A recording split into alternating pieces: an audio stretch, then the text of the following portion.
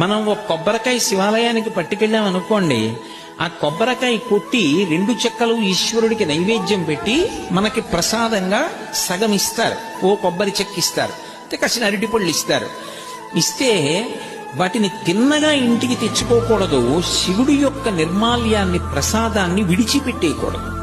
చాలా మంది తెలిసి తెలియక ఒక మాట అంటుంటారు, శివాలయం నుంచి ప్రసాదం తెచ్చుకోకూడదు అంటుంటారు.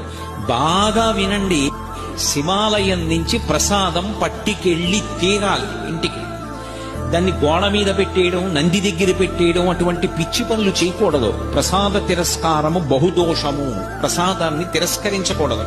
అందుకే అన్నవరం సత్యనారాయణ స్వామి కథలో ప్రసాదాన్ని తీసుకోకుండా ఆ పిల్ల భర్తని చూడ్డానికి వెడితే పడవ మునిగిపోతుంది.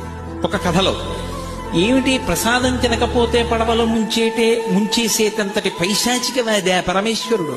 అంత పైశాచిక మనస్తత్వం ఉన్నవాడా? కాదు.